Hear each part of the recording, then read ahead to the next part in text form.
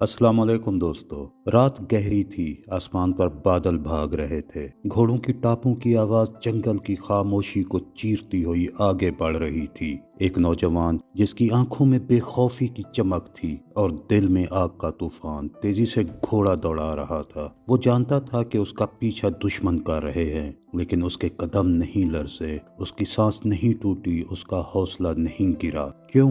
क्योंकि उसका दिल अंदर से चिल्ला रहा था, मैं एक आम इंसान नहीं, मैं तकदीर बदलने आया हूँ। वो नौजवान कोई और नहीं, शेर खान यानी आने वाले वक्त का शेरशाह सूरी था। वो बादशाह जिसने सिर्फ 5 साल में वो कर दिखाया जो बड़े बड़े सलातीन सदियों में भी ना कर सके। शेरशाह सूरी की कहानी तख्त और ताज से शुरू नहीं होती, ना ही किसी बड़े महल से, ना ही किसी फौज से। उनकी कहानी शुरू होती है एक गरीब पश्तून घराने से, ऐसे घर से जहां रोटी मुश्किल से मिलती थी, ऐसे दौर से जहां मुस्तकबिल एक धुंध था, उम्मीद एक चिराग। लेकिन शेरशाह का दिल बिल्कुल मुख्तलिफ था।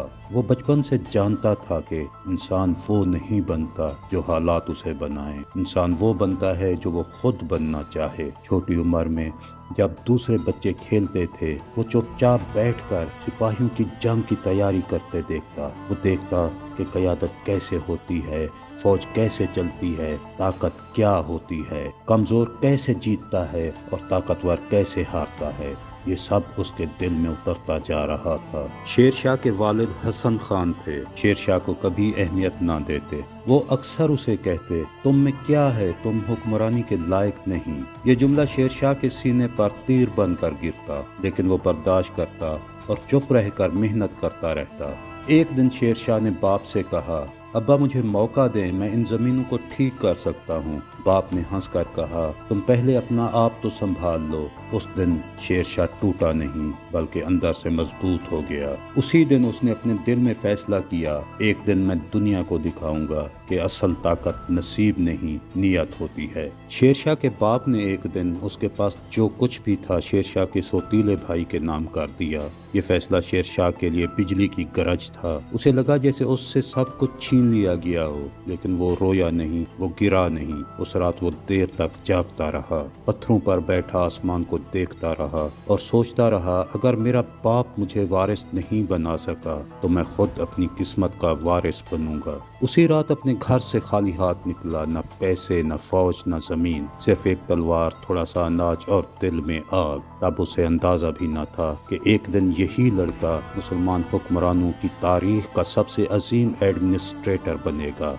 एक ऐसा सुल्तान जिसने पूरे हिंदुस्तान का सिस्टम बदल कर रख दिया। कुछ अर्सा बाद एक बुजुर्ग सरदार ने शेरशाह की जहानत देखी और उसे अपनी जागीर में काम करने का मौका दिया। यहाँ शेरशाह ने पहली बार दिखाया कि वो किस मिट्टी का बना है। उसने खाले, नहरें, कुएं बनवाए, खेतों की पैदावार दुगनी हो गई। किसी अमीर को गरीब पर जुल्म न करने दिया। लोग दूर दूर से उसकी तारीफ करने लगे। अकेला घोड़े पर सवार होकर जंगलों में गश्त करता। चंद ही महीनों में पूरा इलाका अमन का गहवारा बन चुका था। लोग हैरान थे, ये नौजवान आखिर है कौन? और जब इसकी शोहरत बढ़ी तो पहली बार लोग इसे शेर खान कहने लगे। ये वो लम्हा था जब उसने महसूस किया कि मैं पैदा ही इसलिए हुआ हूँ कि हुक्मरान बनूं। ये बात बहुत कम लोग जानते हैं कि शेरशाह सूरी सिर्फ बहादुर नहीं था, वो अपने ज़माने के सबसे ज़्यादा पढ़ने वाले हुक्मरानों में से एक था। वो हर रात चिराग की रोशनी में बैठकर किताबें पढ़ता, तारीख, जुग्राफिया, फौजी हिकमत अमली, तिजारत, ज़राअत, वो जो भी सीखता अगले दिन उस पर अमल करता। ये उसका सबसे बड़ा हथियार था। इसलिए तारीख कहती है, दुनिया की जंगें तलवार से नहीं, दिमाग से जीती जाती हैं, और शेरशाह का दिमाग एक जंगी खजाना था। शेरशाह की सबसे छुपी हुई ताकत ये नहीं थी कि वो बहादुर था या तेज दिमाग का मालिक था, नहीं, उसकी असल ताकत थी दूसरों की गलतियों से सीखने की गैर मामूली सलाहियत। वो देखता था कि बादशाह क्यों नाकाम हुए, मुगलिया सल्तनत की कमजोरियां क्या थीं, लोग क्यों बगावत करते हैं, तिजारत क्यों कमजोर पड़ती है, सड़कें क्यों टूटती हैं, फौज क्यों भाग जाती है। वो हर चीज का जवाब जहन में लिख लेता اور سوچتا ایک دن جب میں حکمران بنا تو یہ سب غلطیاں کبھی نہیں دہراؤں گا۔ یہی سوچ آگے چل کر ہندوستان کی تاریخ بدلنے والی تھی۔ شیر شاہ ایک زمانے میں مغل دربار بھی گیا۔ وہاں اس نے ہمایوں کو دیکھا، خوبصورت، نرم دل لیکن کمزور فیصلہ سازی والا شخص۔ وہیں شیر شاہ نے ذہن میں لکھا، یہ لڑکا حکومت تو کر سکتا ہے لیکن سلطنت نہیں سنبھال سکتا۔ یہ وہ ہڈن انسائٹ تھا جس نے آگے چل کر پورے ہندوستان کا نقشہ بدل دیا۔ اب حالات بدل رہے تھے۔ جاگیردار، سردار، زمیندار سب شیر خان یعنی شیر شاہ کی صلاحیتوں سے متاثر تھے۔ لوگ اسے اپنا محافظ سمجھنے لگے تھے۔ اس نے پہلی بار ایک چھوٹی سی فوج بنائی۔ یہ فوج چھوٹی تھی مگر شیر نما تھی۔ اس فوج کے ساتھ اس نے قدم بڑھایا اور اعلان کیا، اب وقت آ گیا ہے کہ ظلم ختم ہو اور انصاف کی حکومت قائم ہو۔ یہ اعلان چھوٹا تھا لیکن اس کی گونج پورے بہار، بنگال، دہلی اور ہندوستان میں سنائی دینے لگی۔ لوگ اس کا نام احترام سے لینے لگے۔ یہ ہے شیر شاہ، وہ شخص جو آنے والی نسلوں کی تقدیر بدلے گا۔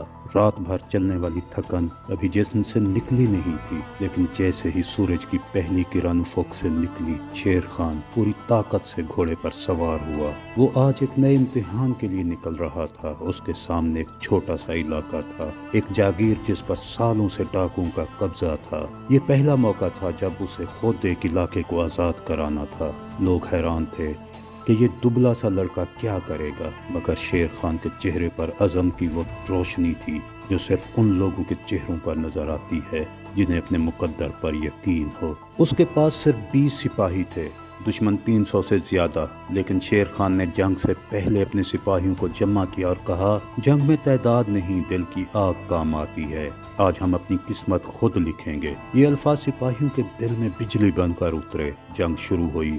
ڈاکو پہاڑی کی چوٹی پر تھے، وہ اوپر سے تیر برسا رہے تھے، زمین کے نیچے دھول اڑ رہی تھی، لیکن شیر خان آگے آگے تھا، ڈھال اٹھائے، گھوڑا دوڑاتے ہوئے۔ ایک تیر آ کر اس کے کندھے کے پاس گرا، لیکن وہ نہ رکا، نہ پلٹا، نہ سہم کر پیچھے ہٹا۔ اس نے یہ ثابت کرنا تھا کہ شیر کسی خوف کے آگے نہیں جھکتا، خوف شیر کے آگے جھکتا ہے۔ 2 گھنٹے کی لڑائی کے بعد پہلی بار پورا علاقہ آزاد ہو گیا۔ لوگوں نے آنکھوں میں آنسو لیے اس نوجوان کو دیکھا اور کہا، یہ شیر خان نہیں، اصلی شیر ہے۔ یہ اس کی پہلی جیت تھی، مگر یہ صرف آغاز تھا۔ اب ریاست بہار کے بڑے سرداروں نے شیر خان کی طاقت کو محسوس کرنا شروع کیا۔ ایک بڑے سردار جگت سیٹھ نے اسے اپنے دربار میں بلایا۔ یہ وہ شخص تھا جو پورے بہار کی دولت کا مالک تھا۔ سردار نے طنزیہ انداز میں پوچھا، تم کیا چاہتے ہو شیر خان؟ زمین، دولت یا منصب؟ شیر خان مسکرایا اور بولا، میں وہ چاہتا ہوں جو آپ مجھے نہیں دے سکتے۔ لوگوں کا دل اور تاریخ میں جگہ۔ دربار خاموش ہو گیا۔ اسی جواب نے جگت سیٹھ کو حیران کر دیا اور وہ پہلی بار اس نوجوان کی آنکھوں میں ایک بڑا مستقبل دیکھنے لگا۔ جنگ چپارا، یہ شیر شاہ کی ذہانت کا عجیب امتحان تھا۔ ایک دن ایک لشکر نے بہار پر چڑھائی کی۔ وہ شیر خان کو کمزور سمجھ کر آئے تھے، مگر شیر خان نے ایسا کام کیا جو آج بھی جنگی حکمت عملی کی مثال ہے۔ اس نے دشمن کے خواب پر حملہ کیا۔ رات کے وقت وہ اپنی فوج لے کر پہاڑی کے جنگلوں میں چھپ گیا۔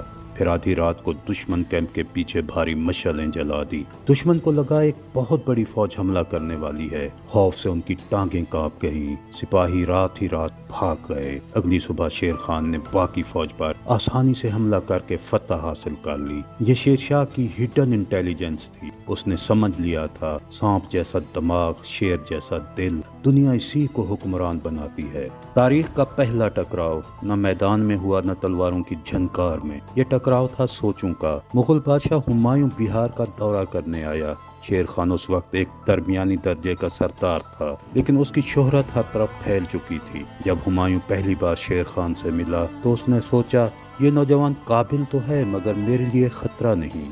مگر دوسری طرف شیر خان کے دل میں ایک چنگاری بھڑکی، یہ بادشاہ کمزور ہے، یہ اپنی سلطنت سنبھال نہیں سکتا، تاریخ کسی دن اسے گرا دے گی اور شاید وہ دن میرے لیے راستہ کھولے گا۔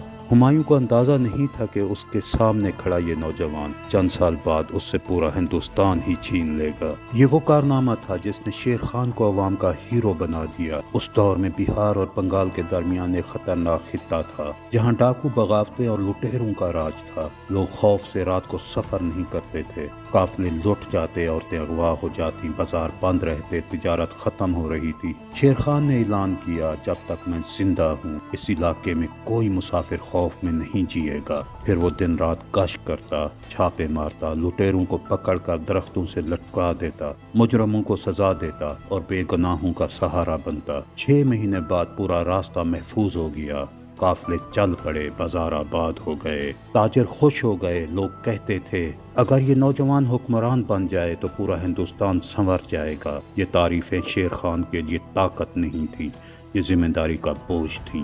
بہار کا اصل حاکم محمد شاہ بنگالی کمزور، عیاش اور ظالم تھا۔ شیر خان نے صرف 1 سال میں اتنی طاقت اور عزت حاصل کر لی کہ پورا بہار اس کی پشت پر کھڑا تھا۔ ایک رات بہار کے سردار شیر خان کے خیمے میں آئے اور کہا تم رہنمائی کرو، ہم تمہارے ساتھ ہیں۔ اس رات شیر خان نے زمین پر بیٹھ کر دور تک پھیلے آسمان کو دیکھا اور آہستہ سے کہا میرے رب، اگر میرا مقدر حکومت ہے تو میں اسے انصاف کی مثال بنا دوں گا۔ اگلی صبح ایک ہی حملے میں پورا بہار اس کے قبضے میں تھا، مگر یہ صرف شروعات تھی۔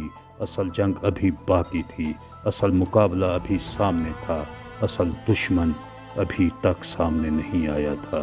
رات ڈھل رہی تھی اور سورج کی پہلی کرن ہندوستان کی سرزمین پر پھیلنے سے پہلے سورج کے پیچھے ایک اور روشنی جاگ رہی تھی، حسن خان کا بیٹا شیر خان۔ یہ وہ دور تھا جب پورا خطہ پستی، ناانصافی اور بھاری ٹیکسوں کا بوجھ اٹھا رہا تھا۔ زمین زرخیز تھی مگر جیبیں خالی تھی، لوگ محنت کرتے تھے مگر محنت کا پھل لٹ جاتا تھا، اور شیر خان یہ سب چپ چاپ دیکھنے والوں میں سے نہیں تھا۔ شیر خان بچپن سے دیکھتا آیا تھا کہ قافلے لٹتے ہیں، تاجر چوری کے ڈر سے سفر نہیں کرتے اور تجارت جمود میں ہے۔ ایک دن وہ اپنے معتمد ساتھیوں کے ساتھ بیٹھا اور بولا اگر راستے محفوظ ہو جائیں تو یہ ملک خود کھڑا ہو سکتا ہے، تلوار سے نہیں انصاف سے طاقت بنتی ہے۔ اسی دن وہ ڈاکوں اور قزاقوں کے خلاف جنگ شروع کر دیتا ہے۔ وہ ہر گاؤں، ہر درے، ہر جنگل میں اپنی آنکھیں بچھا دیتا ہے۔ چند مہینوں میں وہ جگہیں جن کے نام سن کر لوگ کانپتے تھے، اب وہاں سے قافلے راتوں کو بھی گزرنے لگے تھے۔ ایک بڑھیا اپنی اونٹنی پر گزرتے ہوئے بولی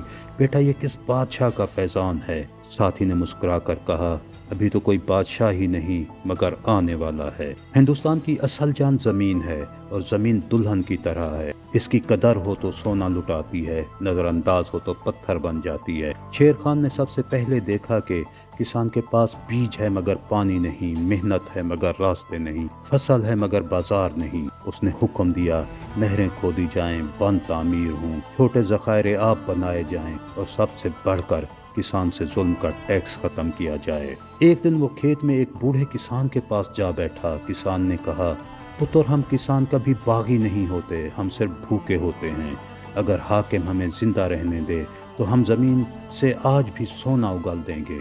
اس دن شیر خان دیر تک خاموش رہا اور دل میں فیصلہ کر لیا کہ ہندوستان میں کسی کا سر جھکا نہیں رہے گا۔ یہ وہ دور تھا جب چھوٹے راجے اور مقامی سردار غریبوں کے مال پر ڈاکہ ڈالنا اپنا حق سمجھتے تھے۔ کہیں زبردستی بیگار لی جاتی، کہیں مجبور کسانوں کی بیٹیاں نوکرانی بنا لی جاتی، کہیں کمزور آدمی کو بس اس لیے سزا مل جاتی کہ اس کے پاس سفارش نہیں تھی۔ شیر خان نے ان سب کے سامنے ایک ہی جملہ رکھ دیا جو طاقت کمزور و بے سہارا کو دبائے وہ طاقت نہیں بیماری ہے، اور بیماری کا علاج صرف ایک ہے کاٹ دینا۔ صبح بنگال کی طرف سے چلنے والی ہوا میں ایک عجیب سی گھمسان کی آہٹ تھی، جیسے فضا خود بتا رہی ہو کہ ہندوستان کا سب سے طاقتور تخت لرزنے والا ہے۔ شیر خان اب محض ایک قبائلی سردار نہیں رہا تھا، وہ اب عوام کے دلوں میں دھڑکتی ہوئی طاقت تھا، ایک ایسا شخص جس کے آنے سے ظلم کی رات چھوٹی ہو جاتی تھی اور مظلوم کے دن لمبے ہو جاتے تھے۔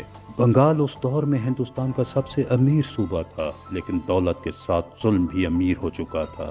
ٹیکس اتنے زیادہ تھے کہ کسان اپنی بیویاں بیچ دیتے، تاجر اپنی عزت گروی رکھ دیتے اور عام آدمی صرف 2 وقت کی روٹی کے لیے زندگی کا سودا کرتا تھا۔ یہ وہ بنگال تھا جسے سلطان محمود شاہ اور اس کے طاقتور عمرا نے لوٹ کھسوٹ کا اڈا بنا دیا تھا۔ لوگ سر جھکائے زندہ تھے اور یہی وہ زندگیاں تھیں جنہیں شیر خان زندہ دیکھنا چاہتا تھا، صرف سانس لیتے ہوئے جسم نہیں۔ بنگال کے دربار میں خبریں پہنچنے لگی، شیر خان نے پورب کے قلعے لے لیے، اس کے ساتھ ہزاروں سپاہی نہیں، عوام کھڑی ہو رہی ہے، اس کے آنے سے پہلے ہی راستے صاف ہو جاتے ہیں۔ دربار کے وزیروں نے ایک دوسرے کی طرف دیکھا اور ایک بوڑھا وزیر ہولے سے بولا، یہ شخص تلوار سے نہیں لوگوں کے دلوں سے فتح کرتا ہے، ایسے آدمیوں کو روکنے کے لیے فوجیں نہیں چلتی، دعائیں چاہیے ہوتی ہیں، اور یہاں دعائیں ختم ہو چکی ہیں۔ اگر بنگال ایک دروازہ تھا تو چونر قلعہ اس دروازے کا بڑا تالا تھا۔ یہ قلعہ پہاڑی کی چوٹی پر مضبوط دیواروں کے ساتھ کھڑا تھا۔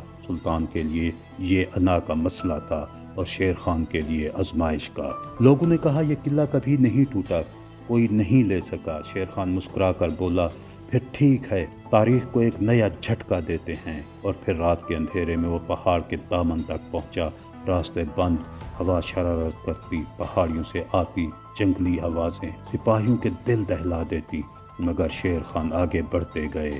ایک نوجوان سپاہی نے ڈرتے ہوئے پوچھا، خان صاحب اگر ہم ناکام ہو گئے تو؟ وہ رکا، مڑا اور وہ تاریخی جملہ کہا جس نے اس رات بغاوت کو طاقت میں بدل دیا، ناکام وہ ہوتا ہے جس کا مقصد اس سے بڑا ہو، جسے وہ پانے کی ہمت نہ کرے، اور میرا مقصد ہندوستان کو جگانا ہے، میں کیسے ناکام ہو سکتا ہوں؟ تاریخ کہتی ہے چونر قلعہ آخری بار گرایا اور پھر ڈھہ گیا۔ بنگال کی ہوائیں اب پہلے جیسی نہیں رہی تھیں، گلیوں میں پھیلنے والی سرگوشیاں، بازاروں میں چلتی ہوئی خبریں، ہر جگہ صرف ایک نام گونج رہا تھا، شیر شاہ سوری۔ سلطان کی انا زخمی تھی، وہ چیخ اٹھا، میں بنگال کا مالک ہوں، یہ خان کون ہوتا ہے مجھے چیلنج کرنے والا؟ گزرا نے ڈرتے ڈرتے کہا، جہاں رعایا کسی اور کے قدموں کی دھول بھی عزت سمجھے، وہاں کوئی بادشاہ نہیں رہتا۔ سلطان آگ پر گولا ہو گیا، اس نے جنگ کا اعلان کر دیا۔ شیر شاہ سوری نے اپنی فوج کے سامنے کھڑے ہو کر کہا، آج کی جنگ زمین کے لیے نہیں، لوگوں کے لیے ہے۔ آج ہم وہ قرض اتاریں گے جو درد مندوں سے اٹھتا ہے، جو آہوں سے بھرتا ہے، جو بے بسی کی راتوں سے ٹپکتا ہے۔ سلطان کے پاس ہتھیار زیادہ، فوج زیادہ، گھوڑے زیادہ، مگر ہمت کم تھی۔ شیر شاہ سوری کے پاس سپاہی کم، وسائل کم، مگر خدا پر یقین زیادہ تھا اور لوگوں کا اعتماد پہاڑوں جیسا اونچا۔ جنگ کے دوران شیر شاہ سوری نے سب سے پہلا حکم دیا، سپاہیوں، کسی بھاگتے ہوئے دشمن پر وار نہ کرنا، ہمارا مقصد فتح ہے، خون ریزی نہیں۔ اس جملے نے تاریخ کا رخ بدل دیا۔ سلطان کے سپاہی حیران ہو گئے، ایسا دشمن تو انہوں نے کبھی دیکھا ہی نہیں تھا جو جیتنے سے پہلے ہی رحم کرنا سکھا دے۔ شیر شاہ کے بنگال پر قبضے کے بعد پورا ہندوستان ایک نئی صبح کی طرف جا رہا تھا۔ بنگال پر قبضہ کرنے کے بعد شیر شاہ نے کچھ ضروری اقدامات اٹھائے، جن میں نمبر 1، زمین کی اصلاحات۔ کسان کے ساتھ ظلم ختم کیا گیا، زمین کے حقوق صاف اور واضح کیے گئے، زمیندار جو ظلم کرتے ان پر سختی کی گئی، مگر انصاف کے اصول کے مطابق۔ ہر گاؤں میں ایک نمائندہ مقرر ہوا جو کسان کے مسائل سنتا۔ کرنسی اور تجارت۔ شیر شاہ نے ہندوستان میں پہلی مرتبہ معیاری سکہ روپیہ متعارف کروایا۔ پہلی بار ہر علاقے میں ایک جیسی کرنسی چلی، تجارت آسان ہوئی، لوگ خوش ہوئے۔ شیر شاہ نے کہا، جب دولت صاف ہو تب رعایا خوشحال ہوتی ہے۔ شیر شاہ نے پورے ہندوستان میں سڑکیں تعمیر کروائیں۔ یہ صرف راستے نہیں بلکہ لوگوں کے درمیان اعتماد کی علامت تھے۔ تجارتی قافلے جلد پہنچے، فوج آسانی سے حرکت کر سکی، گاؤں اور شہروں کے درمیان رابطہ مضبوط ہوا۔ لوگ بولنے لگے، اب کوئی خوف نہیں، راستے شیر شاہ کی طرح مضبوط ہیں۔ قاضی اور حکام کو سخت اصولوں پر عمل کرنا تھا، رشوت لینے والے سخت سزا پاتے۔ یہ وہ نظام تھا جو آج بھی لوگوں کے دلوں میں زندہ ہے۔ حاکم کا مقصد صرف خود کا فائدہ نہیں بلکہ عوام کا فائدہ ہے۔ شیر شاہ نے پورے ہندوستان میں ڈاک کے مراکز بنوائے، ہر قافلے کی حفاظت کی گئی، ڈاک کے لیے راستے مقرر کیے گئے، چھوٹے چھوٹے کنویں اور ذخائر تعمیر کروائے، کسان خشک سالی میں بھی فصل اگانے کے قابل ہوئے، چھوٹے گواہوں اور طاقتوروں کے ظلم سے عام آدمی آزاد ہوا، عدالت میں انصاف کے لیے ایک واضح اور شفاف نظام بنایا، ٹیکس عام آدمی کے لیے بوجھ نہ تھا، زمیندار کی لوٹ مار ختم کی گئی، ہر گاؤں میں رجسٹر بنایا گیا تاکہ غلطی نہ ہو۔ اب وہ پورے ہندوستان کا مالک تھا، مگر شیر شاہ کی سب سے بڑی جنگ ابھی باقی تھی۔ یہ جنگ کسی دشمن کے خلاف نہیں تھی بلکہ وقت اور تقدیر کے ساتھ تھی۔ شیر شاہ کے آخری الفاظ جو ایک وصیت کی صورت میں سامنے آئے، میری موت کے بعد میری سلطنت کو انصاف اور محبت سے سنبھالو، یاد رکھو طاقت سے ملک نہیں چلتا، عوام کے دلوں کی خدمت سے چلتا۔